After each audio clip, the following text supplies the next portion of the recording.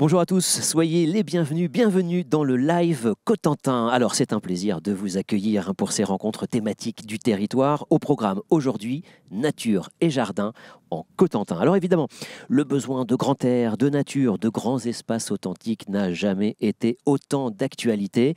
Alors suivez-moi car le Cotentin est la réponse à toutes vos attentes. Ou presque.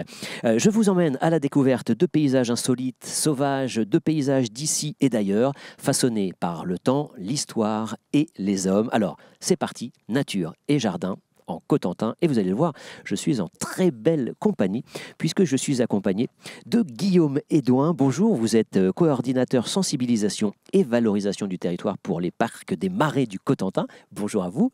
Bonjour. À vos côtés, Manuela Bernard, assistante du patrimoine chargée de la promotion de l'île Tatillou. Je l'ai bien dit, l'île Tatillou. C'est parfait, c'est ça. Bonjour. Merci, bonjour. Et à vos côtés, Éric Pellerin. Alors vous êtes le propriétaire du jardin de Vauville, mais plus généralement du domaine et jardin de Vauville. Bonjour à vous. Bonjour. Alors je vous propose, si vous voulez bien, dans un premier temps, de découvrir vos sites. Alors, Guillaume Edouin, Parc des Marais du Cotentin. Le nom dit déjà beaucoup de choses, mais c'est quoi ce parc et c'est quoi cette maison du Parc des Marais du Cotentin? Alors en fait, c'est vraiment le point d'entrée, la maison du parc, pour découvrir justement cette très grande zone humide qui est à la base du Cotentin et qui permet de se retrouver dans des très très grandes prairies. C'est la caractéristique principale, c'est un paysage très très plat et surtout qui va totalement inonder en plein hiver. C'est ce qu'on appelle ici la blanchie des marais. Ouais, alors ça c'est magnifique. On est finalement au sud du Cotentin. Et puis on parle de plus en plus de besoin d'authenticité, de tranquillité et de grand air. Ça joue à plein à cet endroit. On va voir comment et pourquoi. Manuela Bernard, l'île Tatillou. Alors, le nom lui-même fait rêver, Tatillou. Quelle est cette île? Alors l'île Tatillou, c'est vrai que son nom est tout doux et invite au voyage. En fait, c'est d'origine scandinave, le nom Tatillou. Rien à voir avec Tahiti finalement. Non, mais c'est quand même exotique. Tout à fait. C'est un très bel endroit. Donc c'est d'origine scandinave. Le HOU signifie terre entourée d'eau. Donc c'est l'île d'un viking qui se prénommait Tati. Voilà pour le nom. C'est ça. Alors, voilà pour le nom. Petite île, finalement, pas très très grande. Alors, en superficie, c'est pas énorme. Ça fait 700 mètres sur 400 mètres. Ça fait 28 hectares. En revanche, au niveau des centres d'intérêt, là, l'île est vraiment plurielle. Il y a beaucoup de centres d'intérêt. Il y a beaucoup de choses à visiter. On peut y passer une journée entière, voire même un petit séjour. Il y a beaucoup de choses à découvrir. Ouais, on va voir effectivement la richesse de ce territoire, et notamment avec la tour Vauban, mais pas seulement, classée au patrimoine mondial de l'UNESCO, effectivement. On poursuit alors, bien sûr, avec vous, Éric Pellerin, le jardin, le domaine de Vauville. Pareil, là, on continue de voyager. On est plus maintenant sur la côte ouest, avec l'île de Tatillou, on était sur la côte est, avec vous sur la côte ouest. Parlez-nous du domaine de Vauville. Effectivement, le village de Vauville est à l'opposé de Tatillou. On est à quelques kilomètres du manoir du Tour où nous nous trouvons actuellement. Et le jardin de Vauville, il existe depuis 1948. Il a commencé autour du château de Vauville, qui est un petit château médiéval dont la construction a débuté à partir du XIIe siècle. Et en 1948, mes grands-parents ont commencé un jardin de l'hémisphère austral à feuillage persistant qui s'étend aujourd'hui sur plus de 5 hectares avec 22 jardins différents que vous pouvez découvrir. Et on va les découvrir ensemble. Et puis, c'est rendu possible, on le dit, par un microclimat. Finalement, on parle souvent de microclimat, ça tourne parfois à la blague. Bon, déjà, on voit ici qu'aujourd'hui, il fait très beau, il y a beaucoup de soleil. Ce microclimat permet aussi cette florescence et ces essences un petit peu de partout sur la planète. Oui, effectivement, en fait, comme nous avons ce microclimat grâce au Gulf Stream, en vérité, tout le Cotentin est une terre de jardin. Il y a une association qui s'appelle Cotentin Côté Jardin qui existe depuis plus de 10 ans, qui regroupe 33 jardins privés ouverts au public. Le très beau jardin de l'île Tatillou aussi est à découvrir.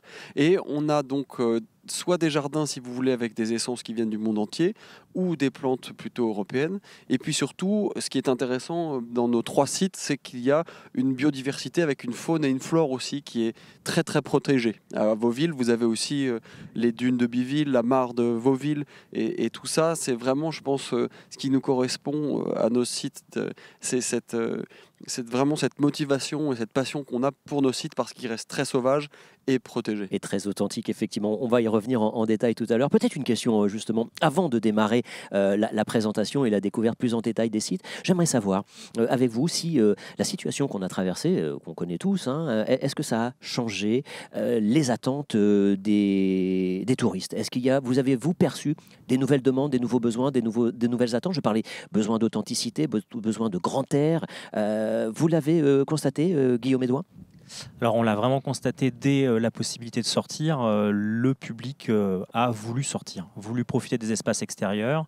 On a bien, nous, ressenti cet attrait pour les cheminements, cet attrait pour la randonnée, cet attrait pour la balade et pour toutes les activités qui pouvaient permettre d'être dehors. Donc ça, c'est depuis 2020 qu'on a vraiment un appétit très très fort pour l'extérieur de la part du public. Besoin de grand air, ça vous l'avez vraiment constaté. Voilà. Ouais. Et le deuxième point aussi qu'on a constaté, c'est des modifications aussi dans les attentes par rapport aux produits qui eux aussi sont authentiques. C'est-à-dire le fait de pouvoir présenter à nos visiteurs et de les orienter vers les bons endroits où on va trouver des produits qui leur apparaissent comme étant vraiment des produits du cru, locaux et qui leur permettent d'emporter quelque part un peu de pays avec eux ou de goûter le pays aussi quand on s'y balade.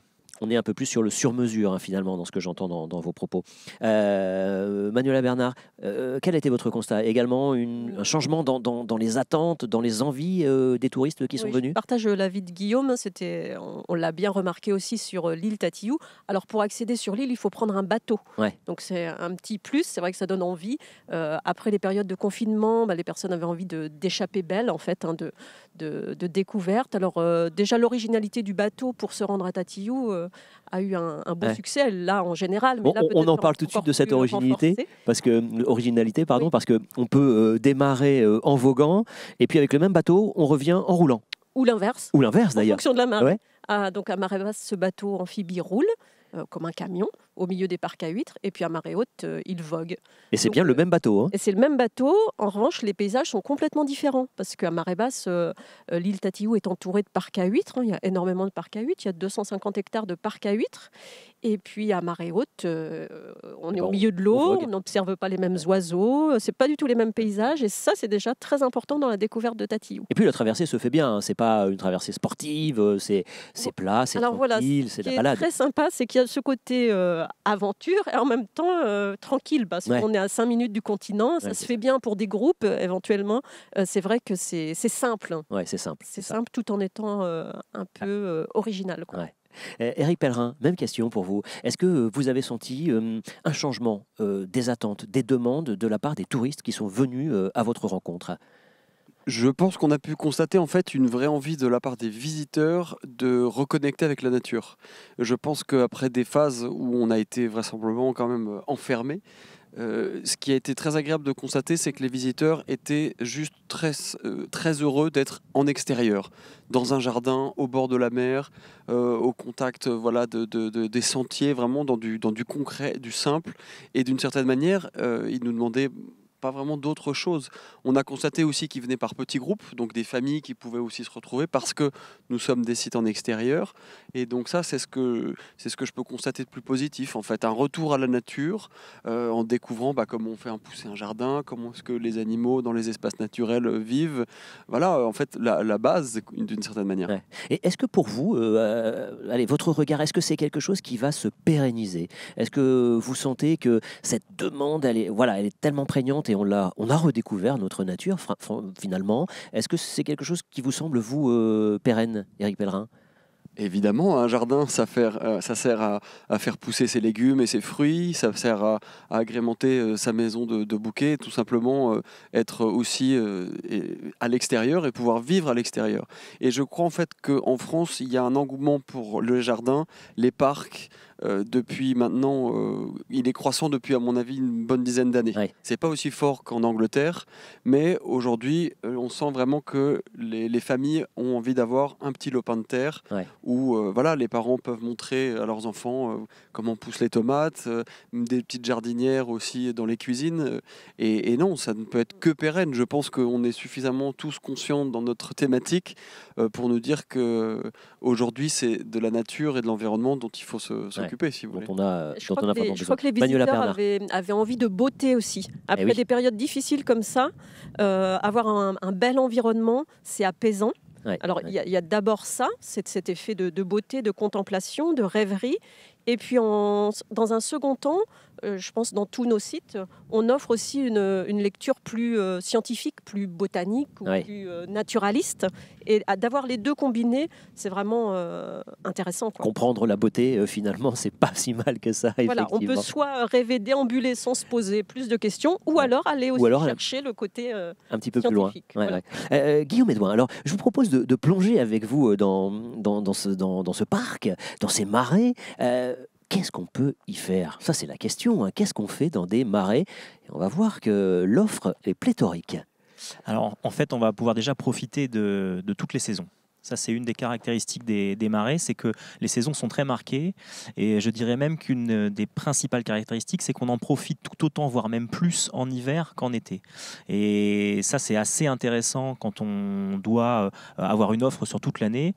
C'est qu'il y a des choses à y voir en hiver. Pourquoi? Parce qu'on est dans un site naturel, enfin dans des sites naturels même, qui sont donc à la fois inondés, mais qui vont aussi être des vrais accueils pour la faune en hiver. Et on est face finalement à un spectacle qu'on voit. Alors, je ne vais pas dire nulle part ailleurs, ça serait un peu prétentieux, mais en tout cas à l'échelle de la Normandie, on est vraiment dans une zone qui est assez exceptionnelle pour l'accueil de ces oiseaux migrateurs en particulier. Et on est même sur un site qui est classé Ramsar, c'est-à-dire d'importance mondiale en termes de zone humide. Donc c'est dire l'importance de ces sites-là. Et c'est vrai que ce Cotentin, qui est plutôt haut avec ses collines, a une base sur le sud, qui est vraiment très basse, et avec le lien avec cette BDV, parce qu'il y a une échancrure qui permet à ces oiseaux de rentrer en fait depuis la mer et de rentrer dans les terres à travers les marais. On a vraiment cette face maritime et cette face terrestre qui se rencontrent et qui créent cette zone de marais,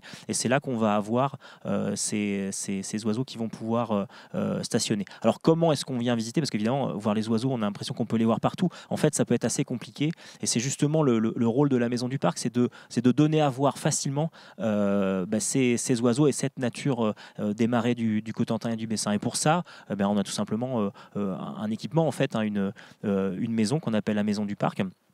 Et on va à travers soit une exposition, soit d'ailleurs un petit jardin, alors qui est tout à fait modeste par rapport au jardin à Tatillou ou à Vauville, mais on va avoir un jardin vraiment au naturel, et on va surtout avoir 100 hectares, donc là une assez grande surface, 100 hectares de marais, avec des observatoires, des sentiers pour pouvoir justement aller au plus proche des oiseaux. Ça veut dire qu'on peut voguer, on peut marcher, on peut observer, les activités sont nombreuses. Oui, alors elles sont nombreuses à la fois sur ces 100 hectares, et elles sont aussi nombreuses en périphérie, puisqu'il y a plusieurs embarcadères en fait qui nous permettent par exemple d'utiliser l'eau comme vraiment le moyen de transport et de découverte des marais.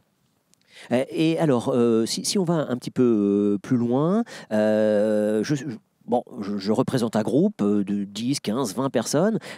Qu'est-ce que vous me proposez selon... Alors, peut-être, c'est quoi? Vous partez des thématiques qui nous intéressent? Vous partez de la typologie des personnes qui vous sollicitent? Vous partez du temps dont je dispose? Des trois à la fois? Alors, tout à la fois, en fait, exactement. C'est-à-dire que on va travailler, alors, je ne vais pas dire sur mesure complet, parce que ce n'est pas tout à fait le cas, mais enfin, on est quasiment à ça. C'est-à-dire qu'on va vraiment travailler à la composition d'une visite, à la fois sur le lieu, sur la Maison du Parc, et à l'extérieur du lieu, par rapport vraiment aux attentes du groupe et aux capacités du groupe. Donc là, on a vraiment une équipe qui va répondre à ça et qui va créer en fait une visite à partir des demandes et des attentes, et à partir, comme je disais, des saisons, puisque on va avoir des possibilités différentes selon les saisons. Ouais. Et alors pour les groupes à mobilité réduite, parce qu'il ne faut pas effrayer ces personnes, c'est tout à fait adapté. Vous avez des activités douces, adaptées s'adapter à toutes les typologies de personnes. C'est pas, faut pas imaginer un truc physique où je vais ramer, crapahuter. C'est vraiment de l'observation pour tout le monde. Exactement. On a travaillé sur à la fois une progression dans nos sentiers, c'est-à-dire qu'on a des sentiers totalement accessibles, où on peut, qu'on soit à mobilité réduite, non-voyant ou malvoyant, on peut utiliser ces sentiers sans aucun problème. Et on a des sentiers un petit peu plus sauvages qui vont nous permettre, par exemple, de rentrer dans des roselières. Voilà, on va vraiment avoir un gradient depuis la découverte la plus simple possible, sur lequel on n'a pas besoin de faire d'efforts et on est mené au cœur du marais et on va pouvoir observer parce que les équipements sont adaptés à ça, jusqu'à des visites où on va vraiment au cœur du milieu et là on est sur quelque chose d'un petit peu plus brut, disons la nature à l'état un peu sauvage. Il y a une autre gradation aussi en fonction de son autonomie. Soit je veux faire tout seul, et ça, c'est tout à fait possible. Je ne vais pas m'égarer dans les marais. Soit je suis accompagné de A à Z. Ça aussi, c'est possible. Exactement. Ouais. On a à la fois le guidage. C'est vrai que quelque part, c'est aussi notre cœur de métier de transmettre le marais à travers le discours qu'on va pouvoir proposer à nos visiteurs. Alors, visiteurs d'ailleurs qui sont en groupe comme individuels. On guide aussi bien les groupes que les visiteurs individuels. Et au niveau des groupes, on va guider aussi bien les groupes scolaires que les groupes adultes dans différentes catégories. Donc ça, c'est vraiment notre cœur de métier. Mais au-delà de cette visite en groupe, on va aussi proposer justement un balisage ou des recommandations qui permettent individuellement, sans guide ou en groupe, de ne pas, de se passer d'un guide et de pouvoir découvrir quand même par soi-même les marais. Voilà, tout est possible, donc il suffit de vous contacter et puis d'explorer et d'exprimer son choix et il y aura une réponse pour découvrir ces marais. Exactement, presque du sur-mesure. Presque du sur-mesure. Alors, Manuela Bernard, on a vu avec vous et l'île Tatillou, qu'on pouvait et qu'on débutait de façon un peu exceptionnelle, soit en voguant, soit en roulant sur le même bateau. Oui. Mais alors après, c'est pour découvrir quoi? Parce que l'offre, elle est aussi importante. Elle est riche, hein. Oui, il y a beaucoup de choses. Alors déjà, je conseille au groupe de prendre le temps. Si c'est possible, de prendre le temps parce qu'il y a vraiment beaucoup de choses à découvrir. Donc on a parlé de cette nature existante sur l'île, dont on peut profiter librement en se promenant dans les jardins. L'île est accessible, j'ai pas besoin de payer pour aller sur l'île. Je me balade. Alors, il faut payer le bateau. Oui, voilà. Il faut payer le bateau. Ouais. Voilà, en fait, il y a un prix unique, un forfait global pour visiter l'île et tous ces centres d'intérêt, le musée, la tour Vauban, les jardins, tout est compris. Tout est compris tarif dedans. unique. Voilà. D'accord. Donc, on peut profiter de cet environnement sans rien demander d'autre. Tout simplement profiter de la beauté du site, mais il y a une partie culturelle très très importante. Il y a plein de choses. En fait, il y a le musée maritime qui explique un peu ce qu'on voit en extérieur. Tiens, pourquoi est-ce qu'il y a 2 tours Vauban, une à Tatillou, une autre à Saint-Valahougue. Pourquoi elle est là? Qu'est-ce qui s'est passé? Il y a eu une énorme bataille. La fameuse bataille de la Hougue. De Louis XIV, la bataille de la Hougue. Il y a des vaisseaux qui ont coulé non loin de Tatillou. Alors des vaisseaux français. Alors des vaisseaux français qui ont été incendiés par la flotte ennemie anglo-hollandaise. Et ça, c'est un témoignage assez unique en France de la flotte de Colbert. Et il y a des fragments de bateaux qui sont exposés dans le musée. Des grosses pièces de vaigrage, de la vaisselle, du matériel d'équipage, des objets personnels. Tout ça, c'est à découvrir dans le musée. C'est une des expositions, mais il y en a plusieurs, il y en a vraiment beaucoup. Il y a aussi une galerie d'histoire naturelle qui présente toute la biodiversité de l'île. Tout ce qu'on trouve, parce qu'on trouve aussi, nous, plein de petits milieux naturels. En fait, c'est tout petit, Tatillou, mais c'est composé de différents milieux naturels. Mais c'est condensé. Alors, il y a l'estran, vous avez les petits murets de pierre qui abritent, que les oiseaux apprécient grandement. Vous avez les douves du fort, des parties humides, une micro-falaise. Tout ça sur un tout petit territoire. Donc, c'est vraiment un laboratoire. On le fait tout à pied, il n'y a pas de voiture. Alors, voilà, on peut tout découvrir dans la journée. C'est 700 mètres sur 400 mètres. Voilà. Donc voilà. Et puis, dans le musée, on parle aussi... parce que le musée, il est ouvert depuis bientôt 30 ans. L'île a ouvert ses portes au public quand on a ouvert le musée maritime de l'île. Avant, elle a une toute autre histoire avec plein de périodes qu'on raconte lors de visites guidées. C'est très intéressant. Hein. Il y avait un lazaret d'ailleurs. Elle a eu plein d'histoires. Oui, quand on arrive, il y a une partie, il y a une grande enceinte murée. Et ça correspond à un lazaret. Désolée de revenir aux épidémies, mais à cette époque, c'était l'épidémie de peste qui avait été déclarée à Marseille en 1720. Et on avait besoin d'un lieu sanitaire, d'une station sanitaire ici. dans le Cotentin. Pour protéger finalement de l'arrivée des marins qui n'apportent pas de maladie. Pour isoler les marins, puisqu'on n'avait pas de vaccin non plus, pour lutter contre la peste. Donc la seule solution, c'était de les mettre à l'écart dans cette partie-là de l'île. Donc il y a une grande enceinte murée qui abrite des bâtiments qui datent du XVIIIe siècle. Alors ça, voilà, ça fait partie de l'histoire de l'île, mais il y a plein d'autres épisodes. C'était un centre de rééducation pour jeunes gens en placement judiciaire ou familial. Après, ça a été très intéressant. Ça a été aussi une annexe du Muséum d'histoire naturelle de Paris. Ouais. On a sur l'île un laboratoire qui est encore en activité pour l'accueil de classes ou de groupes, où là, on s'intéresse encore à tout l'environnement maritime de l'île et de la rade de la Hougue. Et il y a plein de choses à étudier. Et puis alors on peut, si on veut, si on le souhaite, on peut dormir sur cette île, qui devient pratiquement une île privatisée en fait. Oui, je trouve que c'est intéressant d'y passer la nuit, parce que c'est quand même sympa d'avoir la soirée sur l'île pour explorer justement tout ça, et puis cerner un peu l'ambiance de l'île, parce qu'il y a vraiment une aura particulière qui se dégage de cet endroit, je trouve. Et c'est bien de l'appréhender comme ça en y restant. Une nuit, c'est très bien. Ah oui, une nuit, c'est très bien. Alors pour le coup, on parle de dépaysement total sur cette île. Toutes ces facettes-là, c'est bien de prendre son temps. Et il y a tout ce qu'il faut pour ça, puisqu'il y a un restaurant, il y a des chambres. Donc un groupe peut facilement... Des chambres individuelles. Des chambres privatives, individuelles, qui sont dans cette partie-là du Lazaret. Et c'est aussi dans cette partie-là du Lazaret, qui est protégée par des murs, que s'est développé le grand jardin. Les jardins. Il y a 3 jardins, il y a 4 hectares de jardins. Et c'est grâce à l'abri des murs du Lazaret qu'ils ont pu se développer. Et là, on peut déambuler dans ces jardins, un petit jardin marocain, je crois. Voilà, il y a des thématiques. En fait, il y a un jardin qu'on appelle le jardin des découvertes qui présente plutôt la flore du littoral normand et de l'Atlantique. Et puis, on a un grand jardin d'acclimatation qui est dans tout l'intramuros, dans plusieurs parterres, et qui permet vraiment de faire un tour du monde en jardin. Oui, c'est pareil, on déambule et à un moment donné, on se dit mais je suis où là? Je suis pas dans le Cotentin. C'est vraiment impressionnant. Le jardin, il a 25 ans. Donc c'est intéressant aussi d'avoir le recul sur 25 ans d'un jardin. Moi, je l'ai vu naître, ce jardin, en 96, et c'est vraiment super de voir l'évolution. Et c'est même tout un art, en fait, que de trouver l'équilibre sur Tatiou entre le patrimoine bâti et la végétation.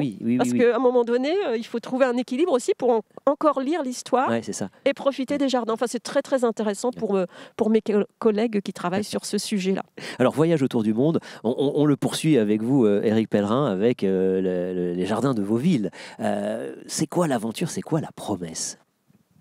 La promesse qui se réalise, j'espère, en visitant Vauville, c'est vraiment d'être dépaysé, mais surtout de découvrir un site donc historique, puisque vous avez ce château du XIIe siècle, et puis surtout de découvrir des plantes que vous ne pourriez pas voir, un peu comme à Tatiou, si vous ne voyagez pas. Et donc, vous avez pendant plus d'1h30 une visite qui peut être guidée ou libre avec votre plan, ou maintenant un audio guide que vous pouvez télécharger sur votre téléphone. Et à chacun son rythme, on déambule comme ça dans 5 hectares de ce jardin, avec une étape dans la cour du château. Et là, on découvre donc plus de 1000 espèces différentes qui proviennent surtout de l'hémisphère sud. Vous avez une allée des fougères avec des fougères arborescentes de Tasmanie. Vous avez des collections de protéacées qui viennent d'Australie, beaucoup de plantes d'Afrique du Sud aussi. Et ce qui est très touchant dans le jardin botanique de Vauville, c'est que vous êtes à l'origine dans un pré à vaches. Mon grand-père, qui était ingénieur chimiste, a toujours aimé voyager parce qu'il était dans la marine depuis son service militaire. Et il a commencé à Vauville autour de ce château qui est plutôt romantique, assez robuste, mais qui ne manque pas de charme. Et il a commencé des acclimatations d'espèces de l'hémisphère austral. Et quand il est mort en 82, le jardin faisait à peu près 2 hectares, 1,5 hectare. Et ce sont ensuite mes parents qui ont doublé le lieu. Et aujourd'hui, donc, il y a 22 ambiances différentes, avec toujours cette idée qu'on est protégé, puisque pour acclimater des plantes de l'hémisphère austral, il faut être protégé. Et comme à Tatiou, qui bénéficie de son mur au Lazaret, nous, dans le jardin de Vauville, nous avons créé des vrais haies végétales, des haies brise-vent, des murs végétaux avec des bambous, avec du lin de Nouvelle-Zélande, avec du panico de Chine. Et on a 2 palmeraies. Mon père était fou de palmiers, il avait envie de créer les palmeraies les plus au nord-ouest de l'Europe, ce qui je crois est aujourd'hui le cas. Et donc c'est un dépaysement pendant plus d'1 heure et demie. Vous pouvez passer toute l'après-midi à Vauville, vous pouvez rester dessiner, pique-niquer. Et puis pour les groupes aussi, ce qui est intéressant et ce qui me tient à cœur, c'est de partager un peu plus le château de Vauville. Ouais. Et donc pour 15-20 personnes, on organise dans la salle à manger du château un vrai déjeuner où j'accueille les groupes, je leur montre aussi les salons de l'étage. Il y a un très beau salon avec des abeilles impériales qui ont été peintes au plafond, puisque le château de Vauville a appartenu à des aides de camp de Napoléon, le général Le Marois, qui est natif de Bricbec, donc un personnage du Cotentin. Et donc voilà, c'est évidemment Vauville, c'est le jardin botanique, mais aussi quand on le souhaite pour les petits groupes, le château avec les déjeuners. Et puis je suis en train j'ai 3 cottages, si vous voulez, que vous pouvez louer, et il y en aura un 4e pour la saison 2022. Donc là, pour les petits groupes de 8 personnes, 10, 12 personnes. Alors c'est pareil, là, la promesse d'épaysement complet, comme dans les parcs des Marais, comme à Tatiou, vraiment voilà, dormir au milieu de cette palmeraie, donc gigantesque, hein, c'est incroyable ça. En fait, c'est un peu aussi, je pense qu'on a tous envie de dire, c'est que comme dans chacun de nos coins du Cotentin, dans toute notre petite zone, je pense que c'est vraiment important d'y passer au moins 2 jours, donc y dormir. Pour vous réveiller sur l'île Tatiou au pied de ces tours Vauban qui sont absolument phénoménales. Pourquoi pas trouver un hébergement atypique dans les marais de 40 ans et faire de la barque le lendemain matin. Et à Vauville, quand vous restez une nuit à Vauville, le village est désert le matin, vous avez une plage de 10 km absolument protégée, sans personne. Enfin, si vous voulez, il y a peut-être un cheval qui va venir galoper avec... on tolère. Mais voilà, je pense que en fait, le Cotentin n'étant pas sur un grand axe, si je puis dire, autoroutier, c'est aussi ça qui est important de dire, c'est que vraiment, on peut y passer du temps. Oui, c'est ça. On peut y passer du temps. Et puis, on n'est pas... Alors ça, on le dit, mais vraiment tout doucement, on le chuchote, c'est pas la foule. Hein. On n'est pas submergé comme certaines côtes où on ne peut pas bouger. Là, on respire, on est dans l'authenticité, on est vraiment sur le territoire. Et non seulement il n'y a pas de foule, mais en plus, comme je pense on a tous à cœur de le faire, nous sommes vraiment en mesure de faire du sur-mesure. Ouais. C'est-à-dire que qu'importe ce que veulent les clients ou les visiteurs, plutôt, on va pouvoir répondre. Et surtout que la tendance aujourd'hui est à des petits groupes. 10, 12, 15 personnes. Ouais, évidemment, tout est accessible aux grands groupes, mais on va vraiment être dans des séjours, si je puis dire, vraiment de qualité, oui. Parce que avec les petits groupes, on s'occupe des gens. Ouais. On a du temps pour leur faire goûter des choses, leur conseiller des restaurants. Oui, c'est ça. C'est pas on débarque, hop, on regarde, on prend 3 photos et on repart. Voilà, on n'est pas du tout important. Ici. On est vraiment dans le partage. Il y a cette notion de transmission de patrimoine qui est forte ici. Je trouve que c'est qualitatif. Et on parlait de la période post-confinement.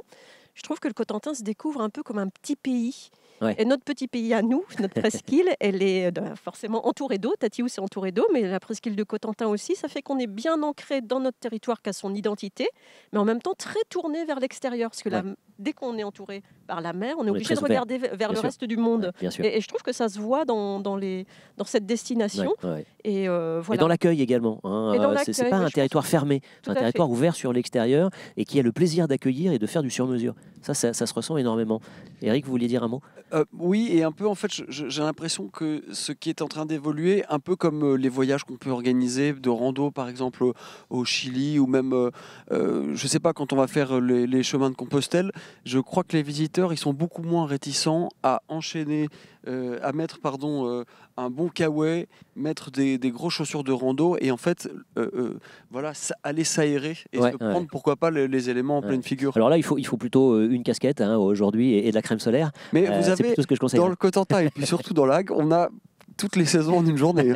C'est ce qu'on dit. Mais ça fait partie. Tout est permis, il faut venir avec tout l'équipement. J'aimerais qu'on passe, si vous le voulez bien, à la rubrique logistique, parce que ça c'est important pour les autocaristes, pour les tour opérateurs qui nous regardent. Ils ont besoin aussi de ces infos. Guillaume Edouin, question très logistique, très pratique. parking bus, parking voiture individuelle. Comment on fait pour venir à votre rencontre? Je ne suis pas obligé d'avoir mon petit Zodiac pour venir vous voir. Alors pour l'instant non, il n'y a pas de problème. Les routes restent accessibles à toute saison, contrairement à certains chemins de marais. Il y a quand même des routes submersibles, mais c'est plutôt quand on va dans certains coins un peu reculés du marais où effectivement on peut se retrouver le matin avec une route qui est sous l'eau. Bon, voilà, ça arrive en plein hiver. Mais pour aller à la maison du parc, non, ça n'arrive jamais. Il n'y a pas de problème. Et il y a tout ce qu'il faut en termes à la fois de stationnement et de facilité, je dirais, espace sanitaire évidemment, et tout ce qui est nécessaire pour un groupe. Et comme on est à proximité directe de 40 ans les Marais, on a aussi on profite de tout ce qui peut être en ville. C'est-à-dire que les éventuels petits manques sur un groupe, on sait très bien que quand on est amené à gérer un groupe, on a aussi besoin quelquefois à la dernière minute de trouver quelque chose. On a vraiment la ville qui est en fait juste à côté. On n'est pas perdu. Et ça peut être très important effectivement quand on est en gestion d'un groupe de pouvoir savoir qu'à côté, à proximité, on aura aussi bien une pharmacie que les commerces, etc. C'est pas une zone déserte, ça c'est important de le rappeler. Accueil alors toute l'année, pratiquement, on l'a entendu, et n'hésitons pas à venir à votre rencontre l'hiver, parce que c'est un tout autre décor et une toute autre vie. Exactement, ouais. Ça c'est pour nous, c'est vraiment très important. Je dirais même qu'on va aujourd'hui mettre en avant cette saison hivernale parce que justement on s'est équipé avec toute la logistique pour accueillir en hiver et que c'est une saison, c'est un petit peu comme quand on dit on peut profiter un peu, il faut du temps pour profiter. L'hiver c'est aussi un moment où justement le temps s'étire de manière un peu différente et venir sur un séjour en hiver dans le Cotentin, c'est aussi bien profiter des brumes matinales dans le marais, mais c'est aussi profiter des côtes et des tempêtes. On sait aujourd'hui qu'il y a effectivement des gens qui viennent de loin, par exemple, pour voir les côtes qui sont frappées par ces tempêtes. Et c'est aussi un spectacle, tout comme le marais qui est couvert d'eau. Enfin, ces phénomènes naturels, ils sont très présents. Très poétique. Voilà. Un spectacle. Je pense que c'est le bon mot. Ne pas se priver de ce spectacle. Manuela Bernard, rubrique logistique. Alors, on ne va pas se garer sur l'île, on l'a bien compris. Mais alors, comment on fait avec les autocars? C'est assez facile aussi sur l'île. Alors le bus, pas de problème pour se garer sur le port de Saint-Valahougue. Il y a des emplacements prévus pour ça, évidemment. L'effectif des groupes, notre bateau amphibie a une jauge de 58 personnes. Si l'effectif du groupe est supérieur, une rotation supplémentaire peut se faire dans le quart d'heure qui suit. Donc ça, c'est pas un souci. Et puis restauration sur place, hébergement sur place, prévoir une visite guidée ou non. Ça se fait très facilement. Tout est organisé par le service groupe. Donc là, on vous contacte. De l'acheminement en bateau à la restauration. On arrive et on mange, on dort si besoin, on se balade, on est guidé. Ouverture mi-février à mi-novembre, c'est ça? C'est ça, exactement. Très bien, merci. Alors, pareil, Éric Pellerin, rubrique logistique. On commence par la même question, parce que ça, c'est une question centrale quand même, la question des transports. Se garer, c'est facile de se garer au domaine Vauville? Oui, c'est tout à fait possible de vous garer en bus, en camping-car, en autocar, en vélo. On est aussi très intéressé par le vélo et le déplacement sur nos territoires. Moi, je mets même à disposition à la location des vélos électriques. Donc, grand parking qui est en herbe, donc qui respecte totalement le milieu naturel, si vous voulez.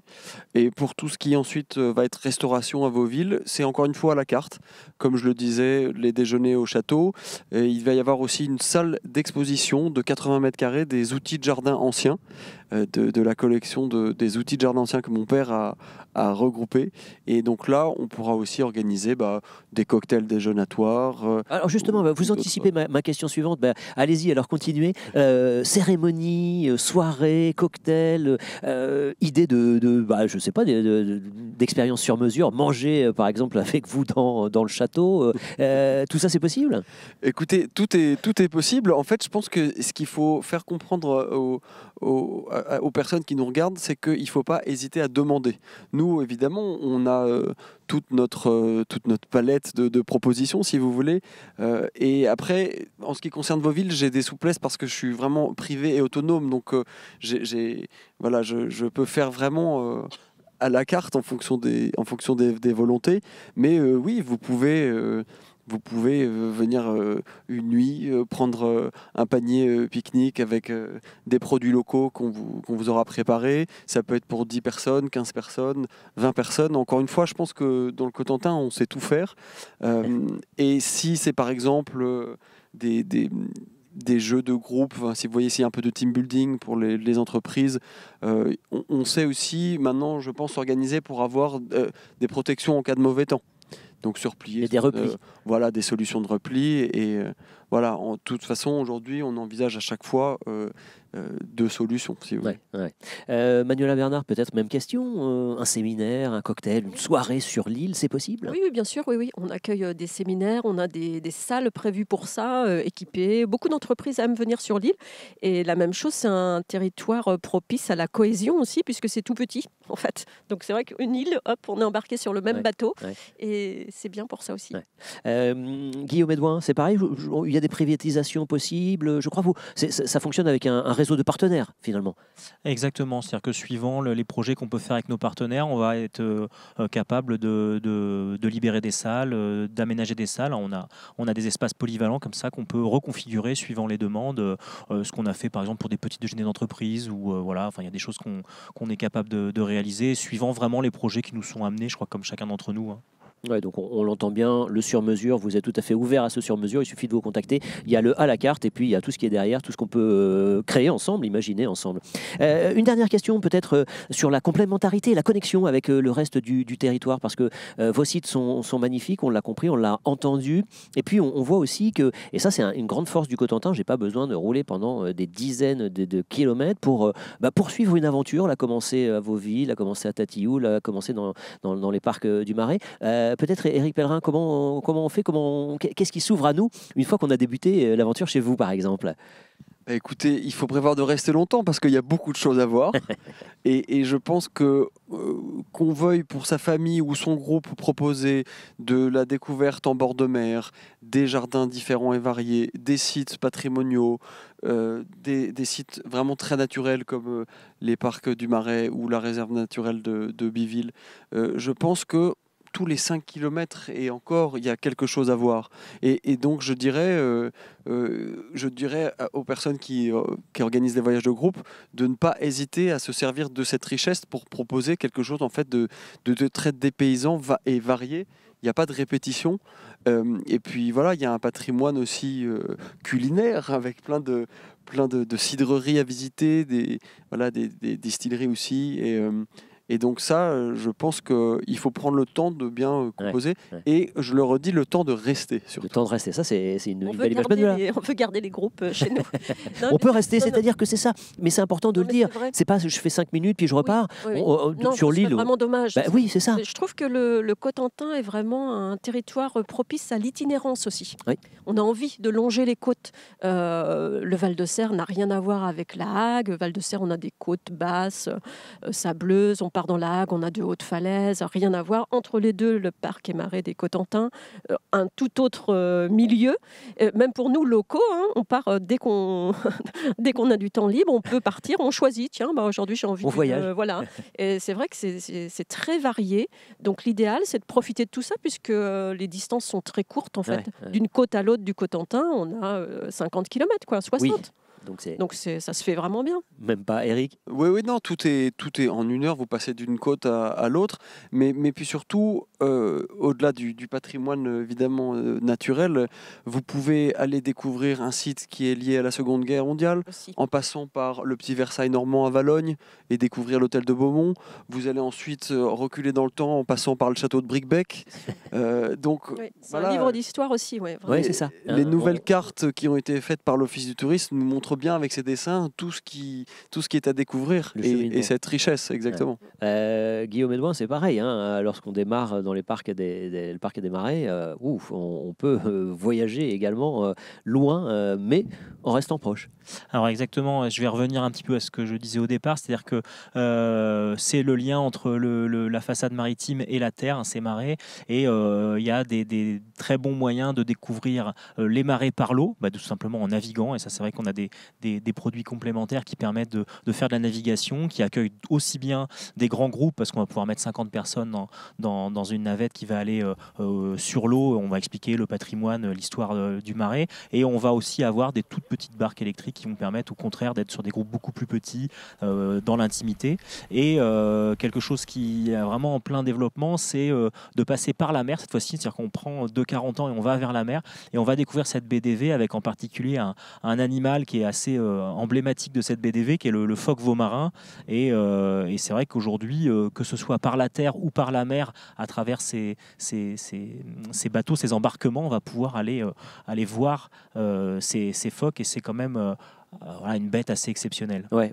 Et puis on n'imaginait pas forcément la trouver ici, comme les dauphins qu'on peut voir également à l'île Tatiou. Merci mille fois pour ces présentations. On a très envie de venir à votre rencontre. On sent la passion, et ça, la passion d'un territoire, la passion d'un terroir, ça ne s'invente pas, ça se vit, on le lit sur vos visages. Merci mille fois. On peut venir à votre rencontre, hein. Il suffit de solliciter des rendez-vous sur la plateforme sur laquelle vous nous regardez actuellement. N'hésitez pas, avant de nous retrouver en mars 2022 en vrai, en chair et en os. N'hésitez pas à prendre rendez-vous, à prendre contact et à venir à notre rencontre pour voir tout le sur-mesure qui est possible. Merci mille fois à vous, merci de nous avoir suivis. À très bientôt.